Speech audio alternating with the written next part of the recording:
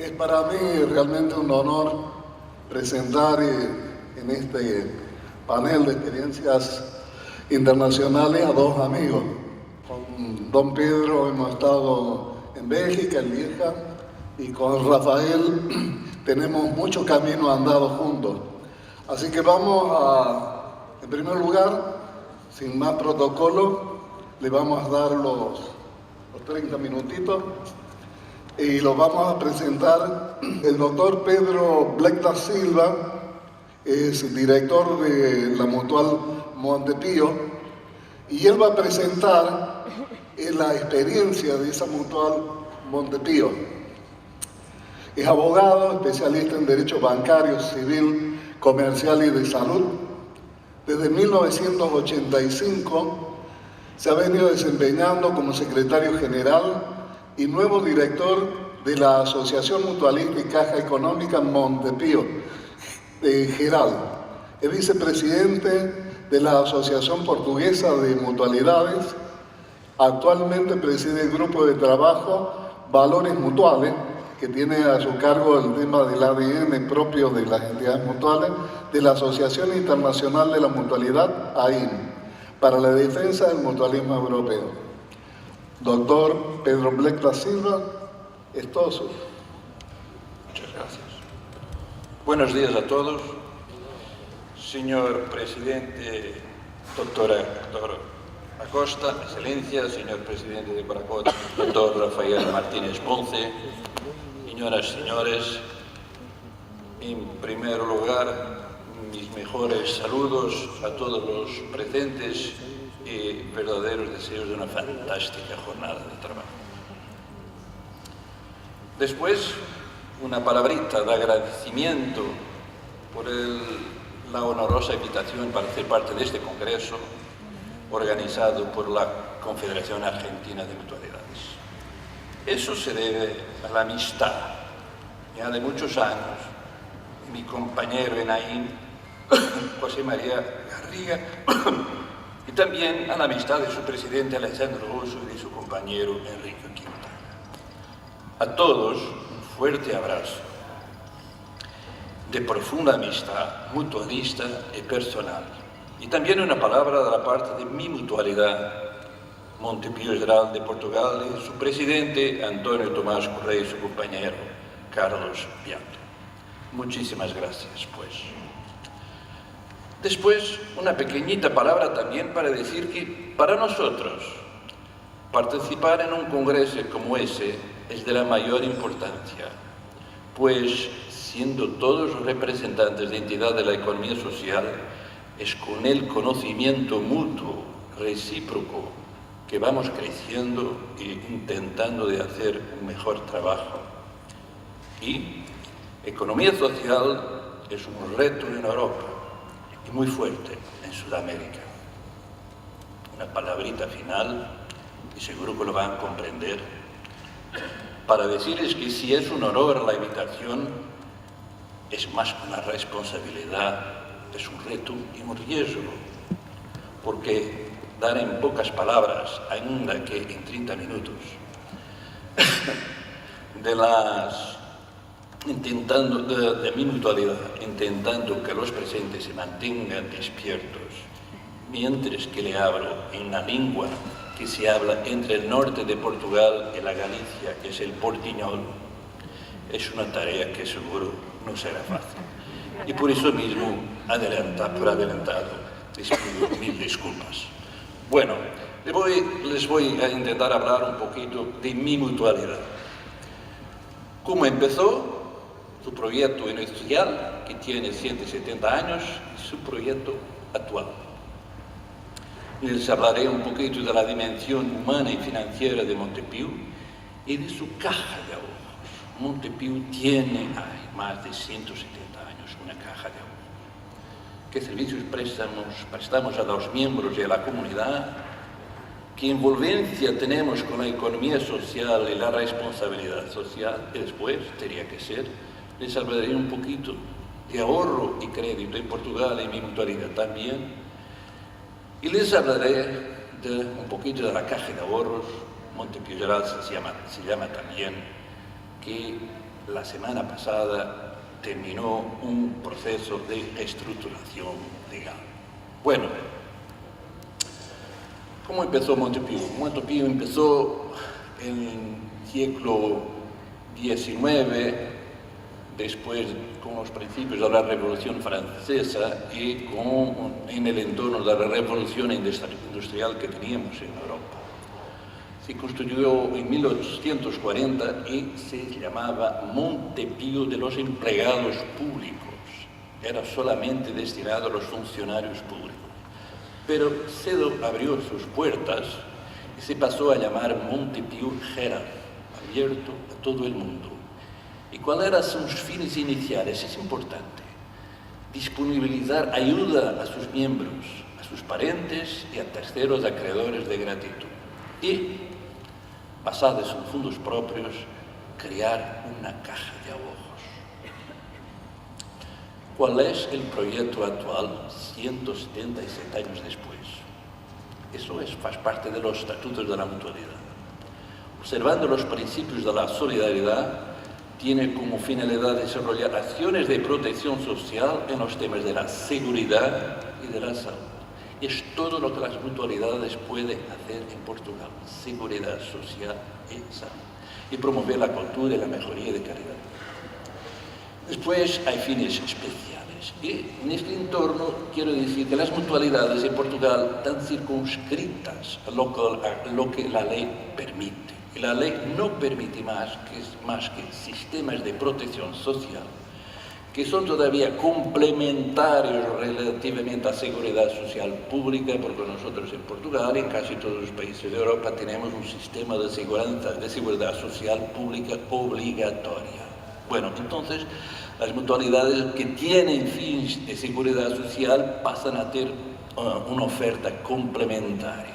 Lo mismo se pasa con la salud. Tenemos sistemas nacionales de salud.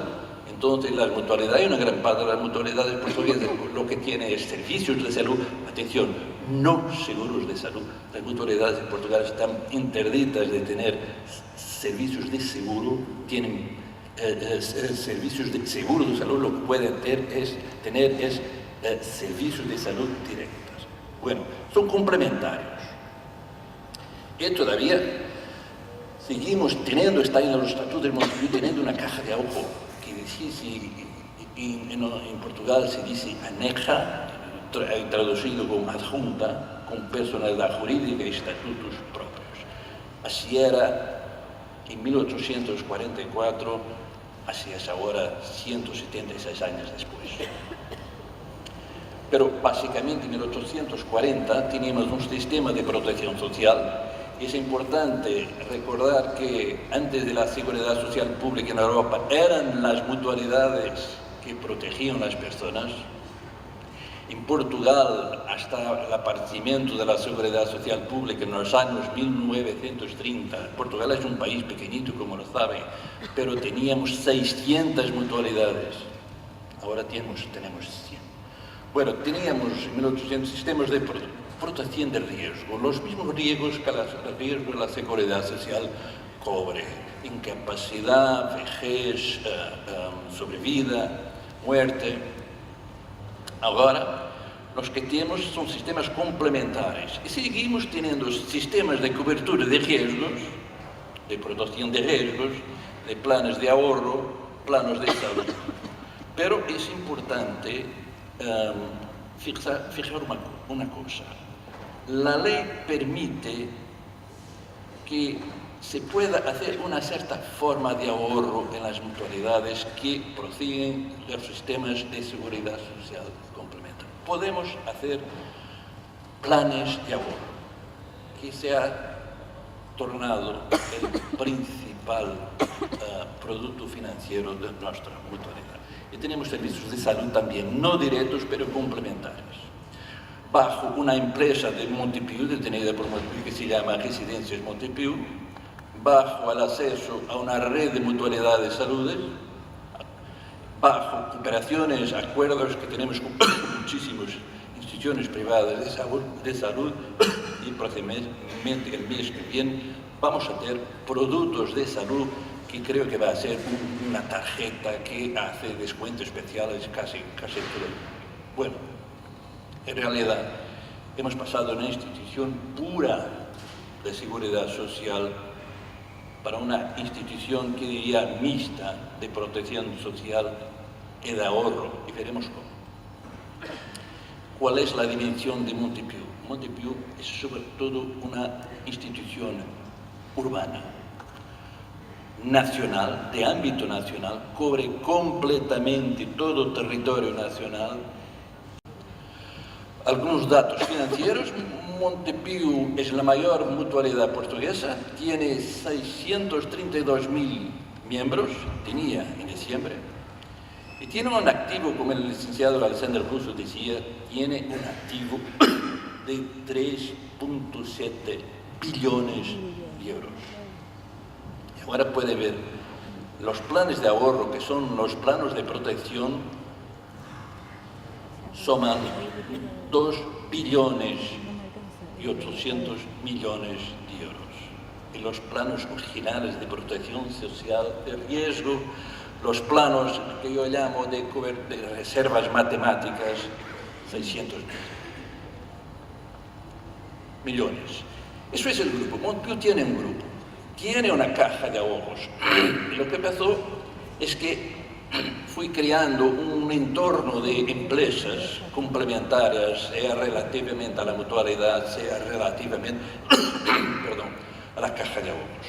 Tenemos empresas de salud, como decía, son sobre todo con habitaciones para personas ancianas, con cuidados de salud. Tenemos aseguradoras, vida, no vidas, productos, inversión financiera, inversión inmobiliaria y diferentes instituciones de crédito, también algunos bancos en África. Y el total de lo activo del grupo Montepío es cerca de 22,7 billones de euros. Lo que puede ser una cifra interesante, pero que en el entorno europeo es muy pequeñito, es la media. ¿Qué servicios prestamos? Casi todos. Aunque ayer he emprendido mucho aquí, en Buenos Aires. Hay servicios aquí prestados que nosotros podemos hacer también. Bueno, tenemos los productos principales, el ahorro, el préstamo. Podíamos y podemos hacer préstamo con mutualidad, pero en general normalmente se hacía el préstamo a través de la caja de ahorros, los seguros de inversión financiera, administración inmobiliaria, servicios bancarios, responsabilidad social. Lo que quiere decir con responsabilidad social. La Constitución portuguesa prevé 3 sectores de producción, artículo 82. Sector público, el sector privado y el sector cooperativo y social. Y cuando habla del sector cooperativo y social, habla específicamente, está expreso en la Constitución portuguesa, habla de las mutualidades. Bien, este sector viene de ser reglamentado por una ley de 2013 que desarrolla el principio de la Constitución. Muchas gracias.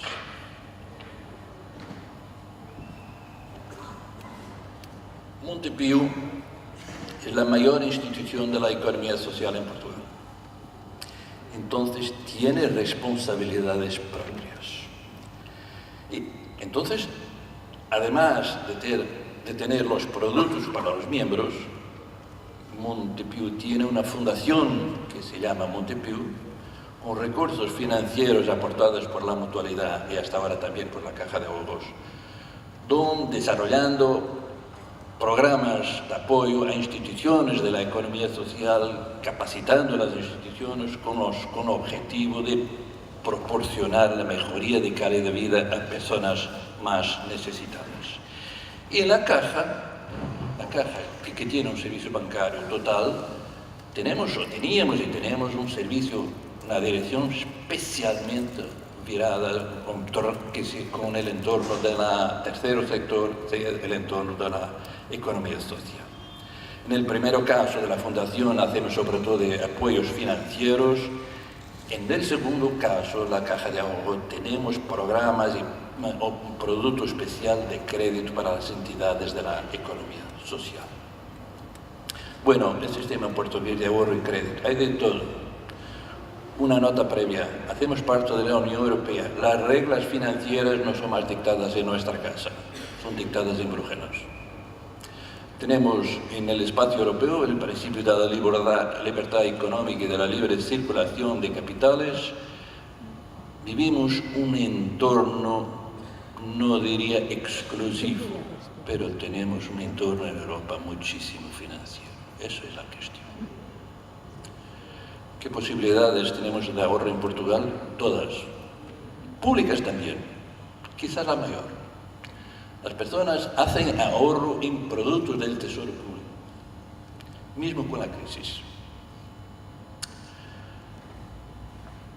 Sistema privado, como depósitos, y si hablamos aquí de depósitos, solamente los bancos, las cajas de ahorro, pueden recibir depósitos. Las mutualidades no pueden, lo que reciben es ahorro. El sistema público, les hablé, y el sistema privado tienen a diferentes instituciones que le pueden recibir. Aseguradores vidas, sistemas de gestión de fondos de pensiones.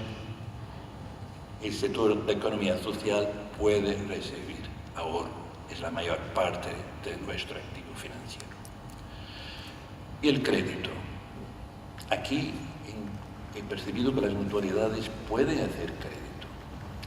Nosotros en Portugal teníamos, como mutuales, teníamos una posibilidad legal y muy pequeñita de hacer préstamos.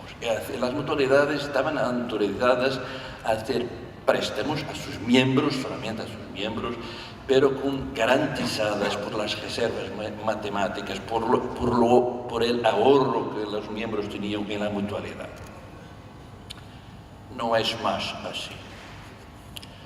Tuvimos una alteración legislativa hay 2 años que ha cambiado completamente el régimen jurídico de las cajas de ahorro, y les hablaré a ese propósito.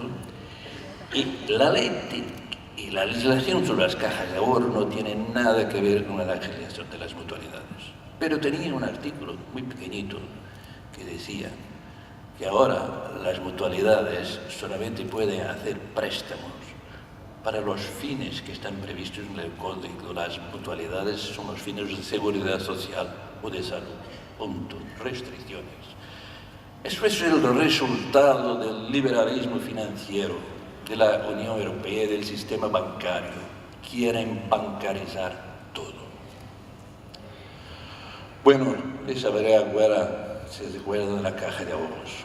Los estatutos iniciales le prevían la creación de la caja. Demoramos 4 años para juntar unos miles de escudos, que era la moneda portuguesa, para poder constituir la caja. Pero la caja, sucedió en 1844, era una estructura interna de la mutualidad, era un departamento de la mutualidad, no tenía autonomía. Estoy en tiempo, señor presidente, estoy en tiempo. Muy gracias, muchas gracias. La caja no era independiente.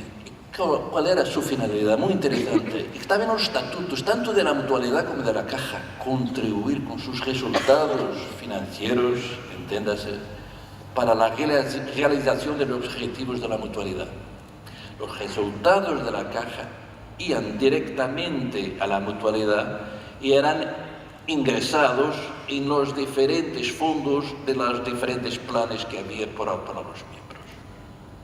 No tenían naturaleza jurídica, sus fondos eran fondos de la mutualidad, pero la caja, la capacidad operacional que tenía, solamente podía recibir depósitos y hacer préstamos garantizados por prenda.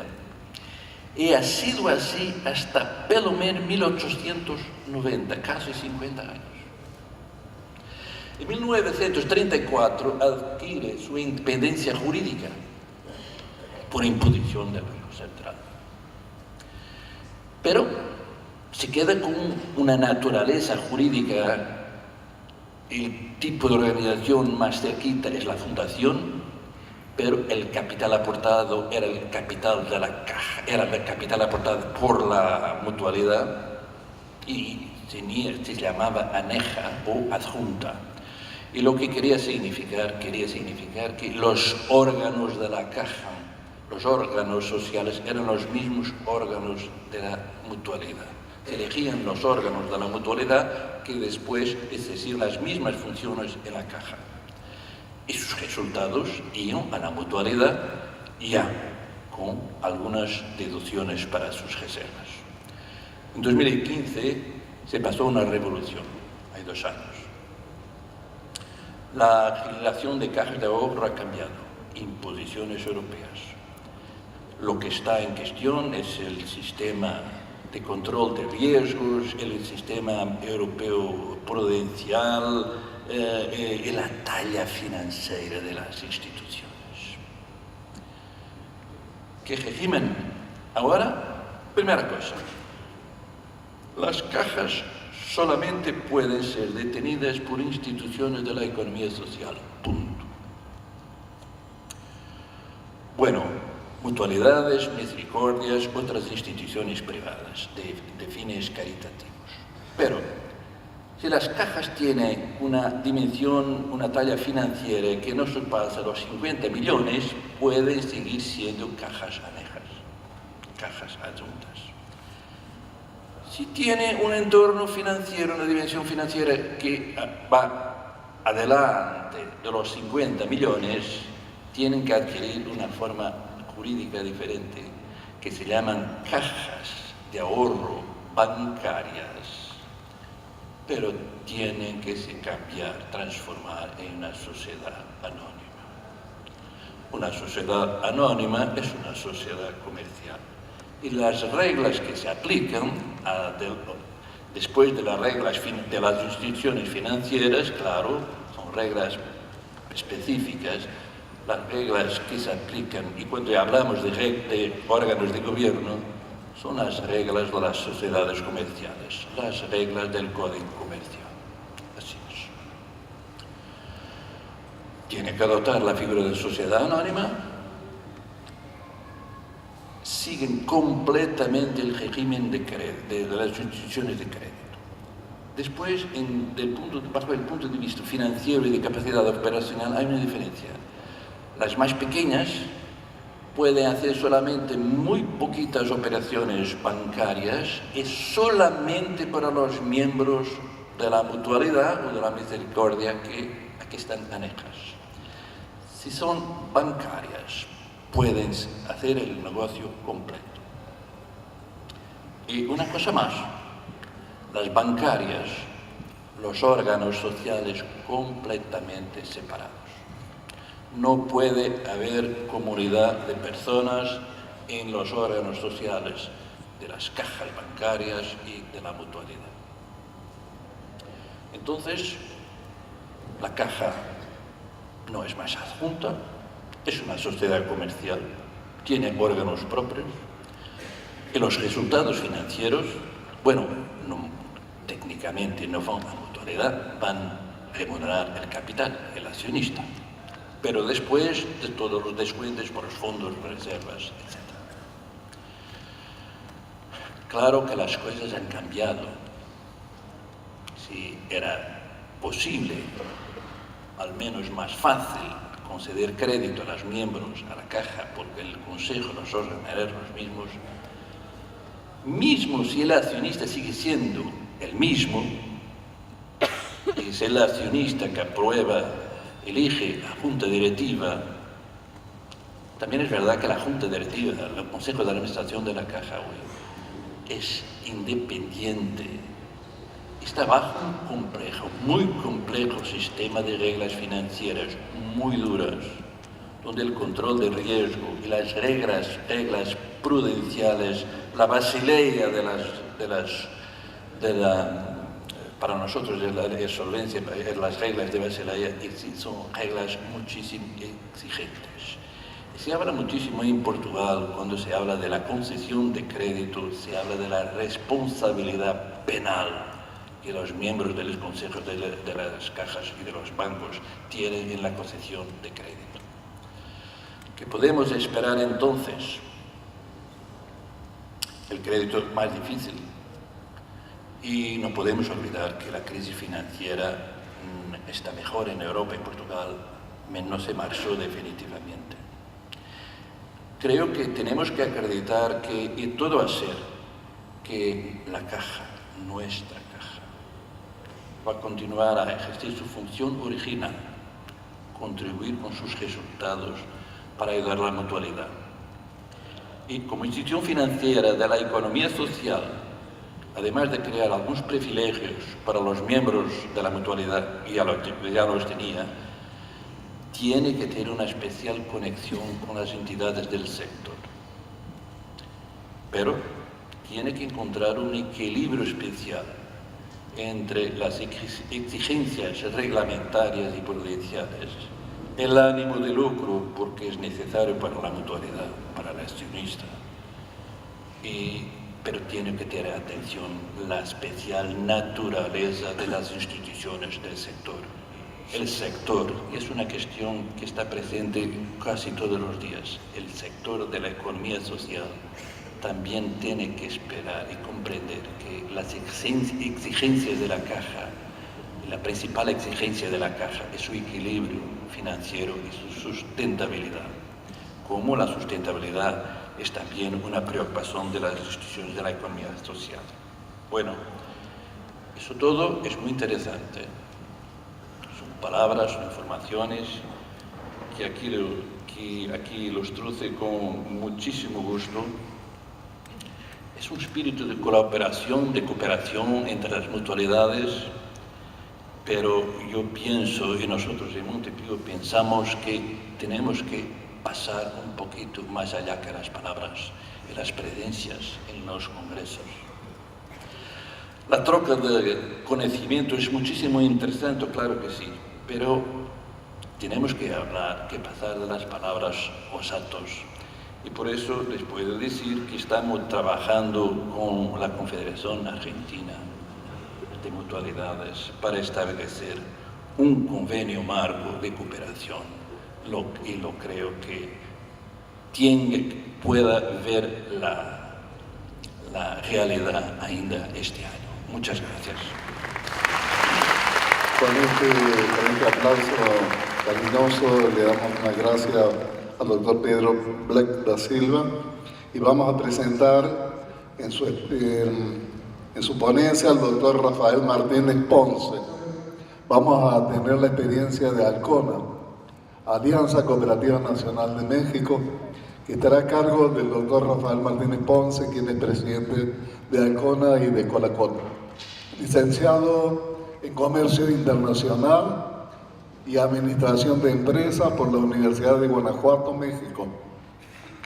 Presidente actual de la Alianza Cooperativa Nacional Alcona y presidente de la Confederación Latinoamericana de Cooperativas y Mutuales de Trabajadores, Colacot.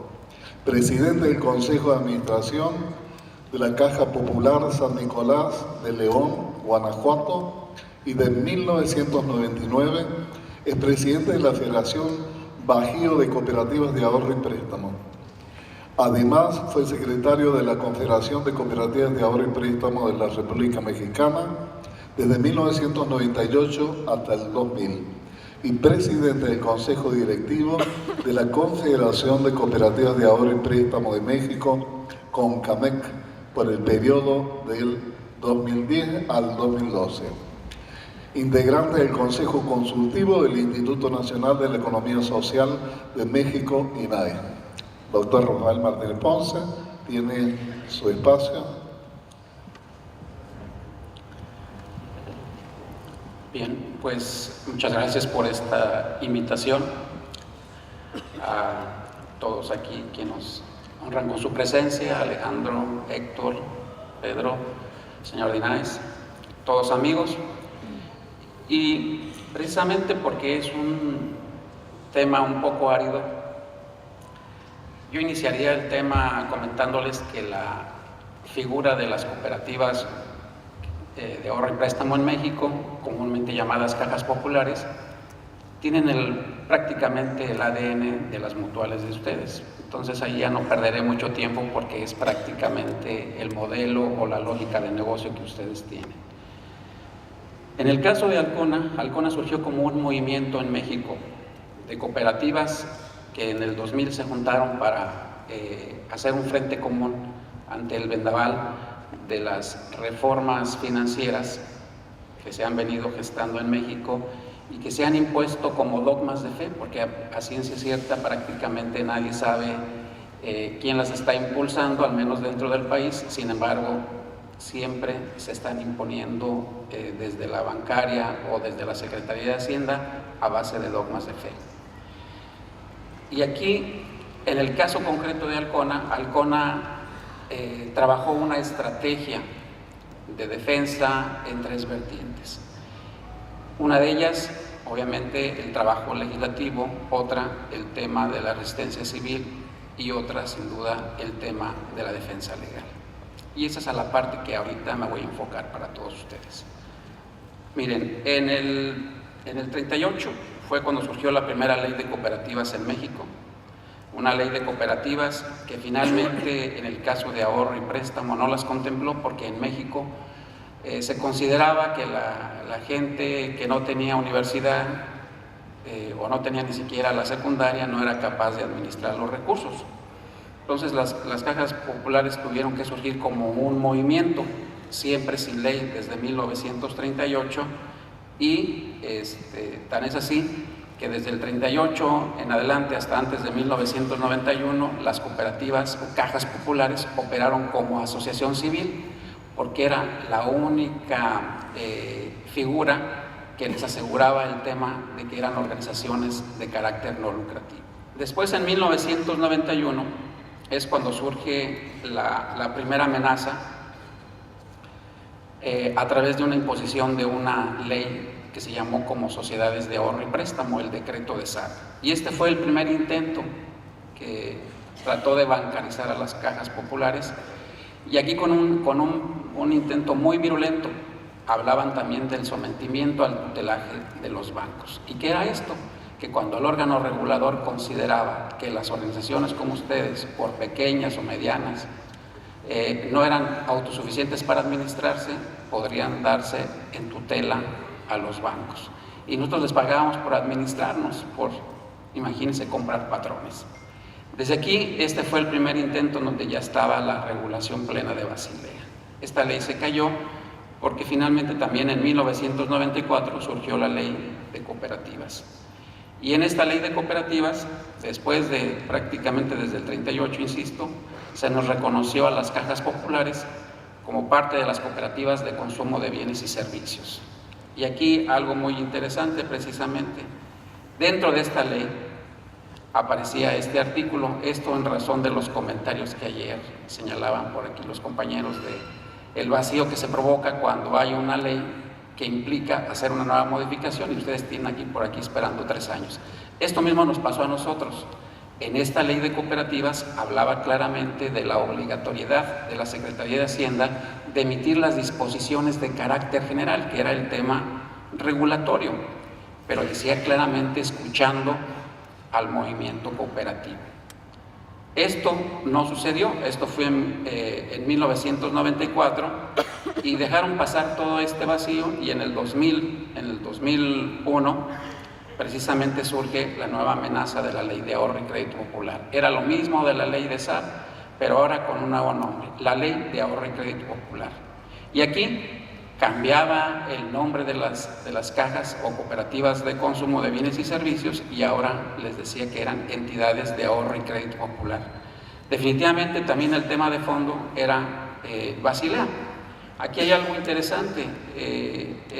Dentro de esta ley, nosotros como Alcona hicimos una labor muy fuerte a través de las cámaras, y se dieron discusiones fuertes. Ahí fue donde aprendimos precisamente de que realmente el enemigo que teníamos nosotros era dentro del órgano supervisor bancario, que finalmente está conformado por gente de los mismos bancos y que nada tienen que ver con el sector social. Leyes que en la exposición de motivos son un verdadero poema de amor al cooperativismo, al mutualismo. Pero ya en el compendio del articulado es todo lo contrario, siempre ha sido esa la misma trampa, la trampa. Y bueno, ¿qué decirles? Que nuevamente en esta nueva ley se volvió a repetir todo el tema de Basilea. Les vuelvo a insistir, les estoy reiterando que el tema es la palabra Basilea y Basilea, y ahorita vamos a ver qué mitote es Basilea. Y en el 2014, dentro de toda esta diarrea legislativa que se dio en nuestro país, porque se dieron una serie de 7 reformas estructurales que veo que en mayor o menor medida se está dando en toda América Latina, y una de ellas fue la reforma financiera del 2014. Y esta terminó finalmente por homologar la regulación prudencial, escuchen, al sector público, al sector social y al sector privado. Es increíble que ahora en nuestro país, la banca de desarrollo de nuestro país tiene que tener utilidades, porque está tipificada con la misma regulación de los bancos. Esa, de alguna manera, esta es la cronología de todos estos procesos. Bueno, aquí la pregunta sería, bueno, ¿por qué tanto el tema de Basilea? Y ahí fue donde nos enfocamos precisamente como Alcona. Bien, dentro de esto empezamos a hacer investigaciones y nos dimos cuenta de que los países firmantes en América Latina, en este caso, originalmente fueron 4 los que firmaron Basilea, los 4 gobiernos principales, que eran Argentina, Brasil, Chile y México. Y recientemente se subió Ecuador y Colombia. Bueno, nuestros gobiernos ya firmaron eso. Bueno, ¿y cuál es la mecánica? ¿Por qué se firmó esto? ¿Qué es finalmente Basilea? Finalmente Basilea es el acuerdo de un grupo que está allá en Suiza y que dictan ciertas reglas. Bueno, en ese sentido, nosotros empezamos a investigar. Bueno, Basilea decide Estados Unidos, deciden aquí 4 o 6 países en América Latina, y entonces empezamos la serie de investigaciones. Y nos fuimos en el caso de la Reserva Federal de Estados Unidos, que la teníamos próxima, y le hicimos una consulta a la Reserva Federal de los Estados Unidos. Dijimos, bueno, ¿ustedes cómo regulan a sus cooperativas de ahorro y préstamo en Estados Unidos? Se conocen como las Credit Union. Y la Reserva Federal nos contestó que no, ¿cómo crees? Si esas son organizaciones sin fines de lucro, cooperativo y dirigido por sus miembros, organizada para servir, controladas democráticamente, bla, bla. Nos aventaron la misma definición que nosotros tenemos aquí, pero con una diferencia. Ellos están amparados, el gobierno americano amparó a sus cooperativas contra los acuerdos de Basilea. ¿Cómo chiflados es eso? Sí decide por nosotros a que nos impongan a los demás países Basilea, y sin embargo sus cooperativas están libres. Eso fue una de las primeras cosas que nos empezó a llamar la atención. Bueno, entonces seguimos con la investigación. Tuvimos que pedirle al gobierno mexicano que hiciera una consulta entonces directamente a Basilea, y fue precisamente a través de un escrito donde concretamente le decíamos lo siguiente, donde se dice las consideraciones: al ser nuestro país, México, miembro de este comité, solicitamos su intervención, si se alcanza a ver, ¿verdad?, para que el sector cooperativo de este país sea escuchado sobre la problemática que vive por lo que ellos consideran una sobreregulación, ya que se le están imponiendo obligaciones similares o más estrictas, que es en la práctica, que las impuestas a los bancos comerciales o a los grupos financieros. Y solicitamos nos informen si para la supervisión de este sector social, específicamente nuestras cooperativas de ahorro y préstamo, aplican todas estas normas. De igual manera, en un segundo apartado, también el Congreso le hablaba si en realidad eran obligatorias todos estos contenidos o estos acuerdos, tanto para las cooperativas como para todas las actividades mutualistas. Este fue el escrito que a través del Senado logramos en un acuerdo por unanimidad. Esto fue en lo que fue la comisión permanente. Estaban en receso en ese momento, y fue a través de la comisión permanente que sacamos todo esto. Bien, pues finalmente a través de este escrito logramos que nos contestara precisamente el Comité de Basilea. Y este Comité de Basilea nos dio la siguiente contestación. Y precisamente en el último, si ustedes gustan acompañarme, en el último párrafo, esto fue lo que nos contestó Basilea. La implementación de los estándares globales y las instituciones financieras a las que se apliquen las normas es responsabilidad exclusiva de las autoridades nacionales de supervisión. El Comité de Basilea no posee ninguna autoridad supranacional formal y sus decisiones no tienen fuerza legal, no son coercitivas. Bueno, entonces, ¿y este dogma de fe quién se lo tragó entonces? Entonces, bueno, ya vimos que Basilea no tiene nada que ver con nosotros. Bueno, entonces nos fuimos a todo el tema jurídico. Bueno, algo, en algún caso, se tuvo que haber basado en los gobiernos para implementar esto. Entonces nos fuimos al tema del marco jurídico.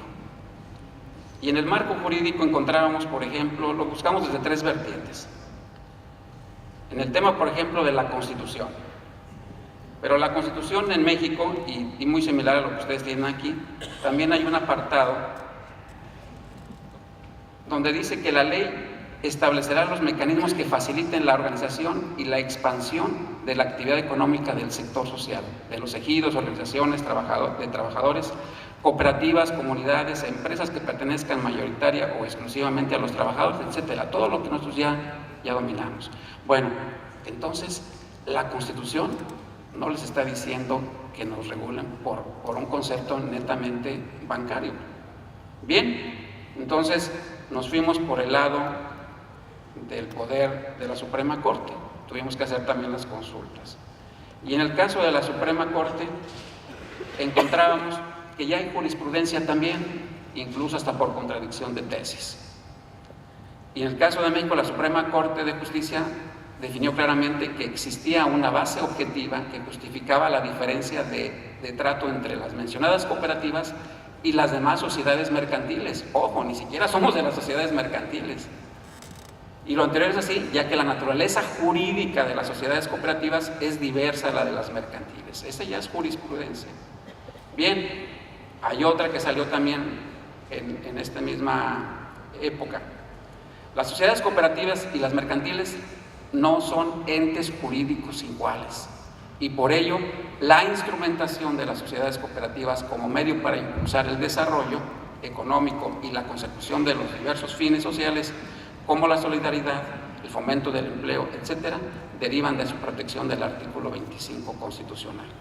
Bien, el Poder Judicial, la Suprema Corte, tampoco nos dice que es Basilea.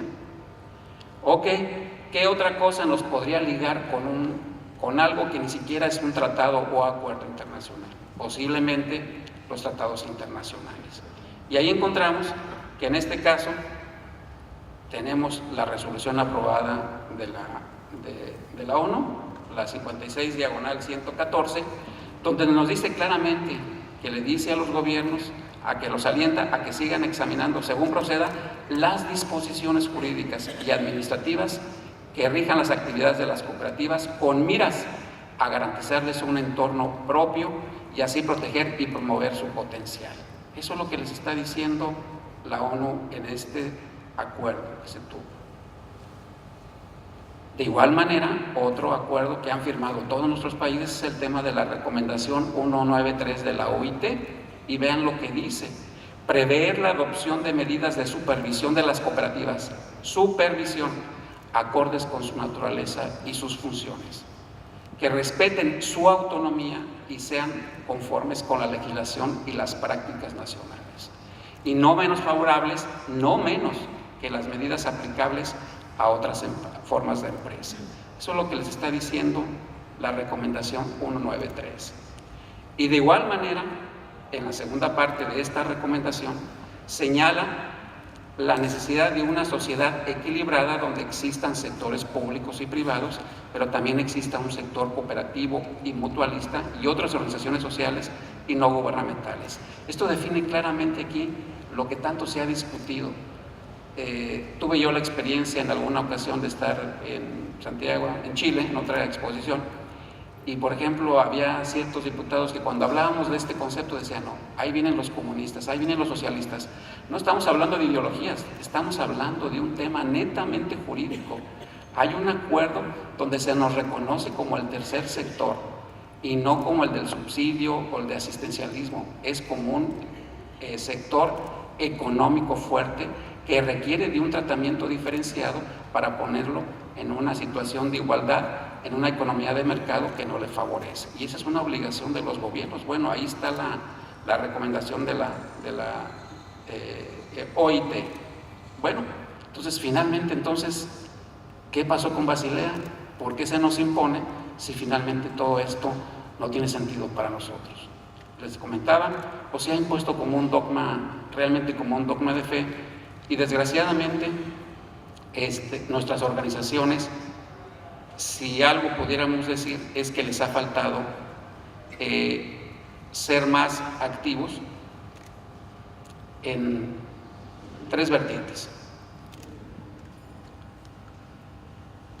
Una de ellas es tener una buena acción legal contra todo esto, porque muchas de nuestras cooperativas piensan que cuando uno se defiende se está peleando con el gobierno. En Alcona nosotros este posicionamiento de no aceptar las leyes solamente como dogma de fe nos llevó a situaciones como estas, que les quisiera comentar así a grosso modo, acciones legales. Dentro de estos últimos 7, 8 años, el gobierno hizo procesos donde se nos negara por parte de los bancos el servicio de nuestras cooperativas, que se nos negara. De igual manera, le avisaba a las notarías para que no protocolizaran nuestras actas. 3 minutos, ya estoy por cerrar. Así como también hubo procesos de defensa fiscal que tenía que ver con el tema del IVA, del IDE, del IETU, contabilidad electrónica, etcétera. Cuestiones que nada tenían que ver con nuestras cooperativas, que eran derivados propiamente de los bancos. En el tema en esta parte quisiera comentarles que la Alcona ha ganado 48 amparos durante estos últimos 7, 8 años. Pero aquí quisiera compartirles en particular una noticia para mí importante y que quisiera resaltar esta parte. En los últimos años, la autoridad hacendaria hizo sobre las cooperativas procesos de allanamiento, de ir contra nuestros directivos y de cerrar las cooperativas. En los últimos años tuvimos gente que estuvo incluso en la cárcel. Y aquí les presento de manera, ahora sí que como una primicia, el resultado de los últimos procesos donde les están decretando la libertad absoluta y donde el Poder Judicial está determinando que el gobierno se excedió porque emitió opiniones de delito que no estaban debidamente sustentadas, ya que las organizaciones como ustedes tienen derechos adquiridos. No es posible que si ustedes se fundaron hace 30 o 40 años, ahora exista una ley que no les reconozca sus derechos adquiridos y que les tipifique delitos que no existían hace 30 o 40 años. Esto es muy importante porque de aquí se está desprendiendo una acción que en el país va a marcar un parteaguas. La autoridad se equivocó, cerró cooperativas donde los funcionarios se fueron a la cárcel y hoy estos colaboradores de estas cooperativas tienen su libertad absoluta y además libre de toda culpa. No se les pudo tipificar nada y el daño, ¿quién lo va a pagar de todo esto? Eso es lo importante, en referencia pues a lo que ustedes han estado también sufriendo, de que más de alguno de ustedes como directivos también han sido acosados en esta situación. Quisiera ir cerrando, porque el tiempo apremia. Hay trabajos legislativos que también se tienen que saber trabajar.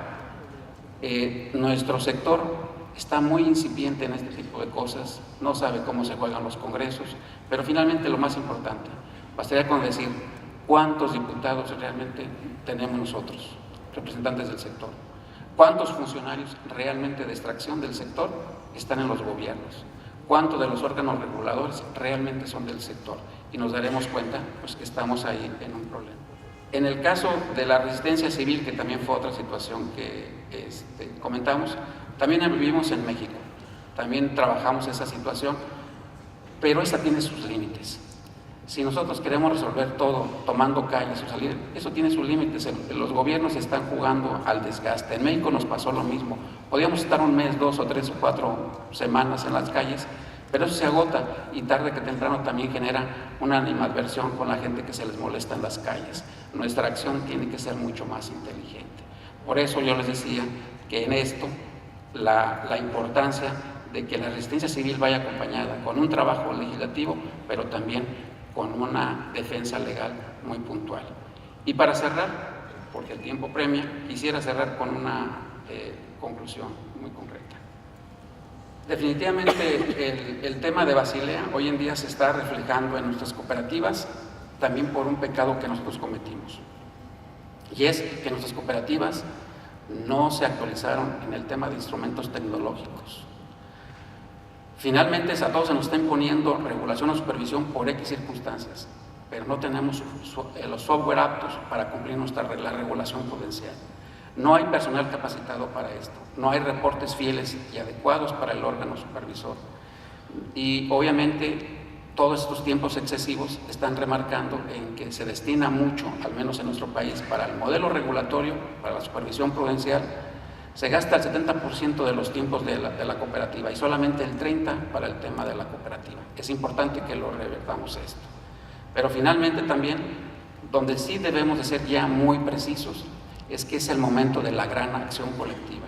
Contra las políticas públicas, no estamos hablando con los gobiernos en sí, sean de derecha, izquierda, eso no tiene nada que ver. Estamos hablando de políticas públicas contrarias al sector social. Y esto debe estar donde se agoten los procesos de definitividad legal en cada país, pero también es el momento de que como países hermanos sigamos con los procesos ante la Corte Interamericana. Esa es la parte final para que de una vez por todas se zanje esto, que finalmente les comento, el dogma de fe de Basilea, pues realmente no es para las cooperativas. ¿Quién nos lo impuso? No sabemos. La homologación, el no creer asimetrías regulatorias, quizás. Por eso yo quiero cerrar con esta reflexión, y es, acabemos de una vez con la crisis amenazadora, que es la tragedia de no querer luchar por superarla. Igualmente, sumándome a lo que le dijo su director de INAES. Muchas gracias.